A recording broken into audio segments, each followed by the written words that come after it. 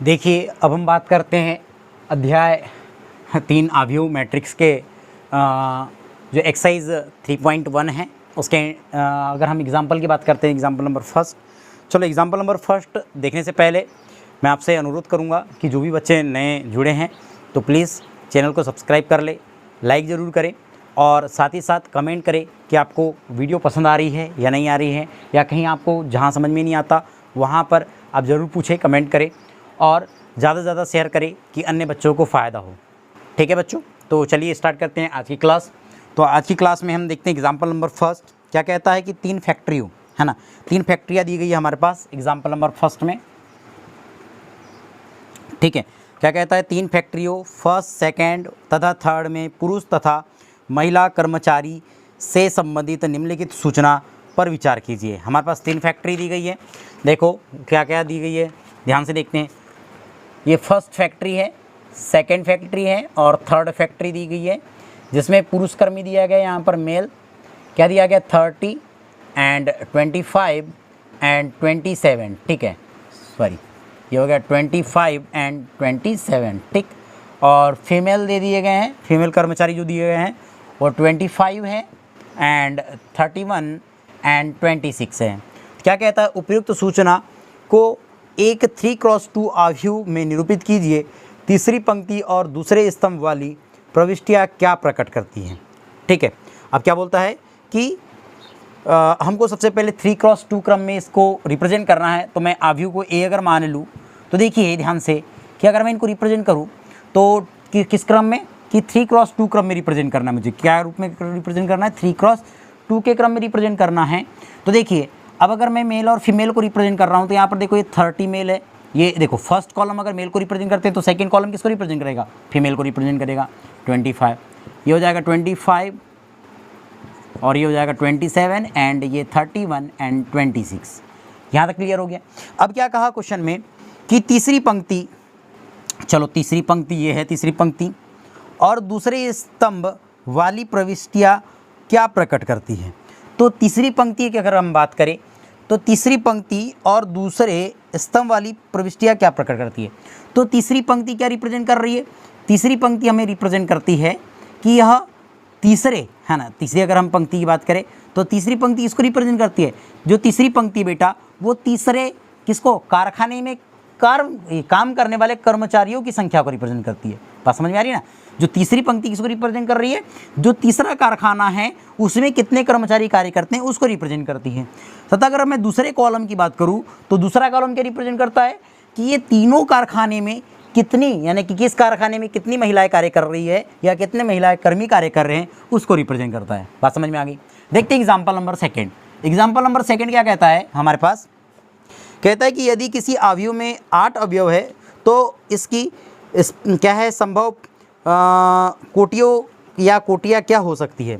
अभी देखो ध्यान से कि यदि अगर हम बात करें कि किसी भी आव्यूह में अगर 8 अवयव है, कितने अवयव है बेटा, 8 अवयव है।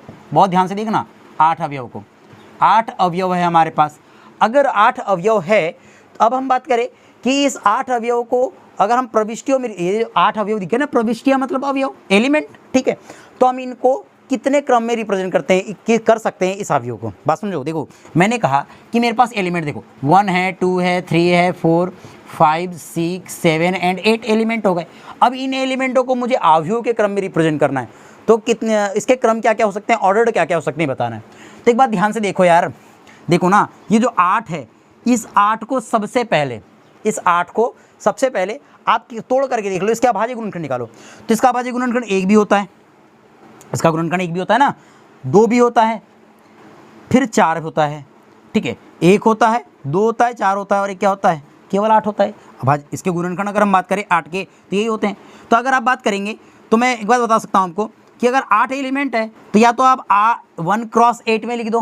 क्या क्या हो सकता है इसका, 1x8 हो सकता है, 8 एलिमेंट आ रहे हैं, या 8x1 हो सकता है, या 8x क्या हो सकता है, 1 हो सकता है, या क्या हो सकता है 2x4 हो सकता है, या 4x2 क्रम का हो सकता है। बात समझ लो, बात समझ लो क्या बोला मैंने। देखो 1x8 क्रम का हो सकता है, 8 क्रॉस 1 क्रम का हो सकता है, 2 क्रॉस 4 क्रम का हो सकता है, या 4 क्रॉस 2 क्रम का। क्योंकि अगर मैं मल्टीप्लाई करूँ तो कितना होगा, 8 ही होगा, मल्टीप्लाई करूँ तो 8 ही होगा, मल्टीप्लाई करूँ तो 8 ही होगा, और मल्टीप्लाई करूँ तो 8 ही होगा। तो क्या होगा कि अगर हम बात करें इसकी, तो यहाँ पर देख लो कि एलिमेंट की संख्या तो समान आ गई, मतलब ऑर्डर्ड क्रम क्या हो सकते हैं, यही हो सकते हैं, इसके अलावा कोई दूसरे नहीं हो सकते। तो ये हमारा सेकंड एग्जाम्पल का आंसर था। अब देखते हैं थर्ड एग्जाम्पल क्या दिया गया है। थर्ड एग्जाम्पल थोड़ा सा अच्छा दिया, थोड़ा सा अच्छा ही, बहुत ही अच्छा दिया है। हम इसको सबसे पहले क्लीन कर लेते हैं, तो आप इसको पहले नोट कर लीजिए, ठीक है। अब हम बात करते हैं एग्जाम्पल नंबर किसकी, थर्ड की, एग्जाम्पल नंबर थर्ड की। तो क्या बोलता है, ऐसे 3 क्रॉस 2 आव्यूह की रचना कीजिए, है ना। 3 क्रॉस 2 आव्यूह की रचना करना है मुझे, जिसके अवयव क्या है, Aij is equal to 1/2 modulus I minus 3j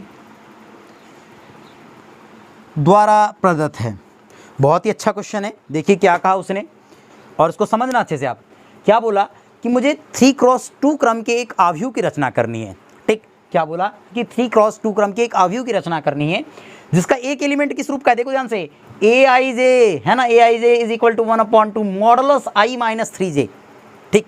ध्यान समझो, मैं सबसे पहले मान लेता हूं कि माना, ठीक, माना आव्यूह जो है वो A है, कैपिटल लेटर से रिप्रेजेंट कर दिए। इसके एलिमेंट को मैं स्मॉल लेटर से रिप्रेजेंट कर देता हूँ, A कितने क्रम का है, 3 क्रॉस 2 क्रम का है, मतलब 3 रो होनी चाहिए। तो मतलब A11, A12, A21, A22, A31 and A32। देखो 3 क्रॉस 2 क्रम का आव्यूह दिख गया आपको, देखो ना यार।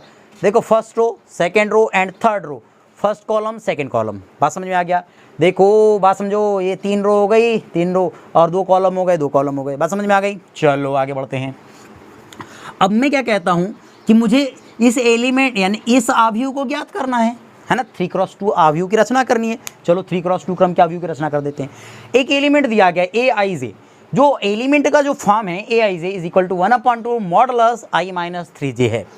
तब बात करते हैं हम इन एलिमेंटों को। तो मुझे इन एलिमेंटों को ज्ञात करना पड़ेगा। तो सबसे पहले मैं A11 ज्ञात करता हूँ। देखो ध्यान से, A11 इज इक्वल टू, अब ध्यान से देखिए, A11 I के प्लेस पर क्या है, 1 है, एंड J के प्लेस पर क्या है, 1 है। देखो ना, I के प्लेस पर भी क्या है, 1 है, एंड J के प्लेस पर भी 1 है। तो मैं इसकी बात कर सकता हूँ, इज इक्वल टू 1/2, यहाँ पर ही तो वैल्यू रखनी है मुझे। तो मैं क्या बात करूँगा, 1/2 मॉडुलस I की value 1 and minus 3, and J की वैल्यू कितनी है, 1 है, तो इंटू 1 इज इक्वल टू, ये हो जाएगा बेटा 1/2। अब बात करेंगे इसकी, तो कितना हो जाएगा, 3 1 जा 3 एंड माइनस 1 कितना होगा, बोलो जल्दी से, -2 मॉडुलस 2 कितना होगा, 2 ही होगा। 2 से 2 कैंसल एंड 1, ठीक। तो आपका जो A11 निकाल दिए। अब मैं बात करता हूँ कि A हो गया, I की जगह पर 1 रख दिए, एंड J की वैल्यू 2 हो गई, तो 1 2 ज्ञात कर रहे हैं, इज इक्वल टू 1/2 मॉडुलस, वही I की वैल्यू, अब यहाँ से 1 रखूँगा, एंड G की वैल्यू क्या दिख रही है, 2 दिख रही है, तो -3 इंटू 2 इज इक्वल टू कितना होगा, 2 3 6, ये हो जाएगा 1/2 इंटू 2 3 6, 6 में से 1 गया 5, तो -5 का मॉडुलस 5, पॉजिटिव करो ना यार, मॉडुलस है मतलब पॉजिटिव होगा, 5 इज इक्वल टू 5/2। चलो आगे, अब बात करते हैं A21 की वैल्यू निकाल लेते हैं। A21 कहाँ से निकलेगा, तो I की वैल्यू 2 एंड J की वैल्यू क्या हो गई, 1 हो गई, तो 1/2 देखा, 2 minus 3 into 1 is equal to कितना होगा, जल्दी बोलो, 1/2 इंटू, देखो 3 एकम 3, 3 में से 2 गया तो 1, तो 1 इज इक्वल टू कितना होगा, 1/2। चलो A22 is equal to 1/2 modulus, ये हो जाएगा 2 माइनस 3 इंटू 2, क्लियर, समझ में आ रहा है कि नहीं, वैल्यू कैसे रख रहा हूँ, इज इक्वल टू, ठीक। तो ये हो जाएगा 1/2, अब कितना होगा, 3 दूनी 6, 6 में से 2 गया तो 4, तो हो जाएगा गुना 4 बराबर, तो कैंसल आउट करूँगा तो ये 2 हो गया। अब A31 रख दिए, अब A31 रखा मतलब I की वैल्यू 3, J की वैल्यू 1, ठीक है, वैसे ही 1/2 मॉडुलस, ये हो जाएगा 3 minus 3 into 1 is equal to 1/2 into 3 एकम 3, 3 में से 3 गया तो 0, तो इज इक्वल टू पूरा कितना हो गया, 0 हो जाएगा पूरा। देखो 3 एकम 3, 3 में से 3 गया तो 0, 0 का गुना करूँगा तो 0। अब कितना हो जाएगा, A32 इज इक्वल टू 1/2 जाएगा 3 minus 3 into 2 is equal to 1/2 into 3 into 2 कितना हो जाएगा 6 हो जाएगा, 6 माइनस 3 तो 3 इज इक्वल टू 3/2। तब मैं क्या बोलूँगा a इज इक्वल टू, अतः a इज इक्वल टू क्या जाएगा, अब जगह नीचे नहीं है तो हम ऊपर बना लेते हैं। तो a इज इक्वल टू क्या निकला, a11 की वैल्यू यार 1, चलो मान रखो। a12 की वैल्यू कितनी है, a12 की वैल्यू 5/2। a21 की वैल्यू देख लो, a21 की वैल्यू 1/2, a22 की वैल्यू 2, a31 की वैल्यू 0 एंड a32 की वैल्यू 3/2। ये आपका क्या हो जाएगा, यही आपका आंसर। देखो ना ये कितना हो गया, 3x2 क्रम का एक मैट्रिक्स हो गया और यही क्या है आपका आंसर होगा। बहुत ही ईजी था, नहीं है हार्ड, बहुत ही। देखो अब इसको डबल से एक बार अगर जिसको समझ में आएगा तो प्लीज़ वीडियो को पॉज करना और डबल से देख लेना, ठीक है। ईजी सा है, बहुत ही सरल है, तो please pause the video, note it down. देखिए एग्जाम्पल नंबर 4 क्या कहता है, यदि क्या दिया गया, दो मैट्रिक्स दिया गया आपके सामने लिखे हुए हैं, दो मैट्रिक्स बता देता हूँ क्या क्या एलिमेंट है। x+3 z+4 2y-7 -6 a-1 0 b-3 -21 0 and 0 6 3y-2 -6 -3 2c+2 and 2b+4 -21 and 0, ठीक है। हो तो A B C X Y Z के मान ज्ञात कीजिए। मुझे ए बी सी और एक्स वाई जेड के मान ज्ञात करना है। कब करना है, जब ये दोनों अवयव बराबर हो। जब ये दोनों अवयव कब बराबर होंगे, क्योंकि मैंने एक बात बताया था अवयवों की समानता है ना, अवयवों की समानता बताया था। तो दो अवयव कब बराबर होते हैं, यदि उनके क्रम समान हो जाए। क्रम देख लो समान है कि नहीं, देखो 3x3 क्रम का अवयव और ये भी 3x3 क्रम का अवयव है, मतलब क्रम तो समान हो गया, ठीक है। अब देखते हैं क्रम समान है लेकिन क्या इसके, अब देखो क्रम समान हो गए लेकिन इनके एलिमेंट समान होने चाहिए, तभी तो ये इक्वल अवयव कहलाएंगे। इक्वल कब होते हैं, जब इनके क्रम समान हो जाए और संगत अवयव बराबर होने चाहिए। तो संगत अवयव को मुझे बराबर करना है और बराबर करके ले लेंगे, बराबर जब लेंगे तो क्या हो जाएगा, इसमें एक्स वाई जेड के मान निकल जाएंगे और ए बी सी के, ठीक। तो हम क्या बोलेंगे, हल में लिखेंगे समान अवयव की परिभाषा से समान अवयव की परिभाषा से क्या हो जाएगा। अब सबसे पहले मैं पहले एलिमेंट को देख लेता हूँ। तो क्या दिया है, x+3 इज इक्वल टू 0। तो कितना हो रहा है देखो ध्यान से, अगर मैं 3 का ट्रांसफर कर दूँ तो x is equal to -3, x is equal to क्या हो गया, -3 हो गया। -3 हो गया मतलब x की वैल्यू निकाल चुके हैं, x की वैल्यू निकाल चुके हैं। अब देखिए, अब मुझे z की वैल्यू निकालना है तो z यहाँ से निकल जाएगा। तो क्या हो जाएगा, z+4 इज इक्वल टू, अब z+4 इज इक्वल टू क्या हो जाएगा 6, क्योंकि संगत अवयव कैसे होते हैं, बराबर होते हैं। तो इसका अगर मैं ट्रांसफर इधर कर दूँ तो हो जाएगा z इज इक्वल टू 6 - 4। तो z इज इक्वल टू क्या हो जाएगा, 6 - 4 कितना होगा, 2 हो जाएगा। अतः z की जो वैल्यू निकल चुकी है वो क्या निकल गई बेटा, हमारे पास 2 निकल गई, ठीक। अब देखो ना, मुझे y की वैल्यू निकालनी है, तो देखो y की वैल्यू निकालने के लिए मैं क्या काम करूँगा, चलो y वाले एलिमेंट को देखो। तो y वाला कौन सा दिख रहा है, ये दिख रहा है। तो हो जाएगा 2y - 7 is equal to 3y - 2, ठीक। चलो y वाले को एक साइड ले लो और बाकी अदर को एक साइड ले लो। तो हो जाएगा 2y - 3y is equal to -2 + 7, -2 क्या हो जाएगा +7, इधर आ जाएगा ना। तब कितना होने वाला है देखो ध्यान से। तो हो जाएगा बेटा -y हो जाएगा इज इक्वल टू -2 + 7 कितना हो जाएगा, 5 हो जाएगा। तो y इज इक्वल टू कितना होगा, -5 होगा। तो आपने यहाँ पर किसकी वैल्यू निकाल ली है, y की भी वैल्यू निकाल दी है। अब देखो a की वैल्यू निकालना है तो a वाली वैल्यू ये दिख रही है। क्या हो रहा है, a वाली वैल्यू के लिए ये हो जाएगा a-1 इज इक्वल टू -3। तो -1 का इधर ट्रांसफर करूँगा तो a इज इक्वल टू -3 + 1, तो a इज इक्वल टू कितना होगा, -2। मतलब आपने यहाँ पर a की भी वैल्यू निकाल लिया, ठीक। अब देखिए b की वैल्यू निकालते हैं।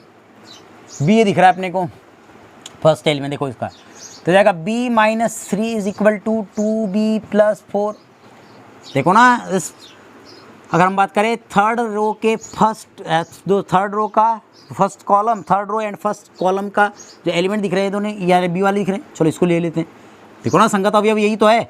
तो कितना हो जाएगा, अब मैं इसका ट्रांसफर इधर करता, इसका ट्रांसफर इधर, या बात एक अच्छी, इसका ट्रांसफर इधर करो तो b minus 2b is equal to क्या होगा, हो जाएगा 4 प्लस 3, तो हो जाएगा minus b is equal two plus 7, तो b इज इक्वल टू कितना हो जाएगा -7।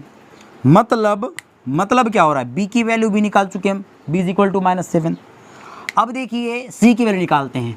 c की वैल्यू निकालने के लिए वाला ले लेते हैं संगत अवयव, ये देखो c वाला दिख रहा है अपने पास, तो क्या 0 is equal to 2c plus 2, तो मतलब अगर मैं इसका ट्रांसफर कर दूँ तो 2c is equal to -2 and c is equal to -2/2, so I right now c is equal to -1। मतलब यहाँ पर c की भी वैल्यू निकल चुकी है कि c इज इक्वल टू -1 हो गया। ठीक है, तो हमने a b c and x y z और y की वैल्यू निकाल चुका है। देखते हैं आंसर सही आ रहा है कि नहीं, देख लेते हैं। यहाँ पर a इज इक्वल टू -2 ठीक है, b इज इक्वल टू -7 ठीक, c इज इक्वल टू -1 ठीक, x -3 and z 2 and y -5 ठीक है। तो ये हो गया आपका question number 5। Question number example number 4 है ये।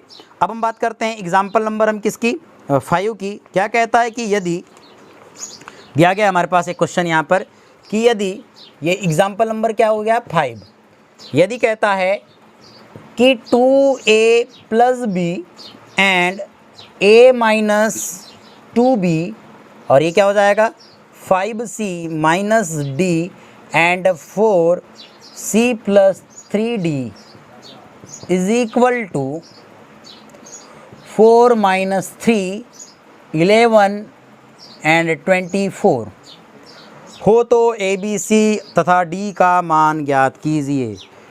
ठीक है, तो वही वाली बात यार, यहाँ पर भी संगत अवयव की परिभाषा से अगर क्रम समान है, देखो दोनों के क्रम समान होनी चाहिए, क्रम समान है तो भैया संगत अवयव भी बराबर होंगे, मतलब इसका संगत ये, इसका संगत ये, इसका संगत ये और इसका संगत ये। क्लियर है, चलो ठीक। तो हम बनाते हैं यहाँ पर संगत अवयव की परिभाषा से क्या हो जाएगा, तो हो जाएगा समान अवयव की परिभाषा से क्या होगा संगत अवयव, देख लो तो हो जाएगा 2a plus B is equal to 4। ठीक है, अब ध्यान से देखो, अब इसको दे देते हैं इक्वेशन नंबर फर्स्ट, क्योंकि यहाँ तो सॉल्व नहीं हो पाएगा। अब देखो इसकी बात करते हैं तो ये हो जाएगा सेकेंड, है ना वह। अगर हम बात करें तो a minus 2b is equal to -3, इसको दे देते हैं इक्वेशन नंबर सेकेंड।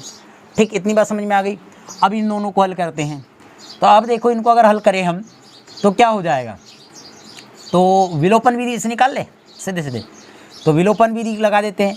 अगर मैं समीकरण 1 की बात करूँ या समीकरण 2 से, तो समीकरण 2 से कक्षा 10 में पढ़े ना थे ना विलोपन विधि, ये है ना, तो यहाँ पर हम विलोपन से नहीं बना रहे, प्रतिस्थापन से बना रहे हैं। अगर इसका ट्रांसफर इधर कर दूँ तो a is equal to 2b minus 3 होगा, इसको दे देते हैं इक्वेशन नंबर अब थर्ड। इक्वेशन नंबर क्या दे दिए, थर्ड दे दिए। इस a की वैल्यू को यहाँ रखो, चलो समीकरण नंबर 1 में चलो मान रख देते हैं, तो हो जाएगा 2 into 2b minus 3 plus b is equal to 4। तो इसको गुना करेंगे तो हो जाएगा 4b धन 3 दूनी 6 सॉरी ऋण 6 धन ऋण धन b इज इक्वल टू 4। देखो b प्लस b 5b is equal to, इसका ट्रांसफर करूँगा तो 10 and b is equal to अगर कैंसल आउट कर दूँ तो 2 होगा। तो ये हो गया b की वैल्यू तो आ गई 2। अब इस b की वैल्यू समीकरण हम किस में रख देते 3 में, तो समीकरण नंबर 3 में प्रतिस्थापन विधि आती है कि नहीं, कक्षा 10 की है ये। ठीक, में मान रख देते हैं b का, तो हो जाएगा a is equal to 2 into 2 minus 3, तो a इज इक्वल टू हो जाएगा 4 माइनस 3 1, तो a की भी वैल्यू निकल चुकी है। इसी प्रकार से हम इसको देखते हैं। चलो अब हम बात करते हैं यहाँ पर, देखो इसके संगत अवयव ये है, तो मतलब 5c minus d is equal to 11, तो इसको दे देते हैं इक्वेशन नंबर 3 तक दिए थे, तो इसको दे देते हैं 4। अब देखो इसको 4c minus plus 3d is equal to 24, इसको दे देते हैं इक्वेशन नंबर 5। इसको क्या दे दिया मैंने, इक्वेशन नंबर 5 दे दिए। अब देखिए ना बेटा, अब क्या हो जाएगा कि अगर इन दोनों की अगर बात करें तो समीकरण नंबर, अगर हम बात करते हैं समीकरण 4 से, समीकरण 4 से क्या होगा, अगर मैं इसका ट्रांसफर इधर इसका ट्रांसफर इधर कर दूं तो d इज इक्वल टू कितना होगा 5c माइनस 11, क्या हो जाएगा 5c minus 11।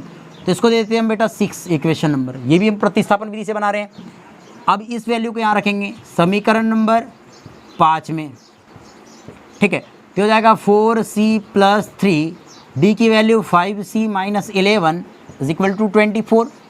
So I right now 4c plus 3 5 15 c minus 33 बराबर 24.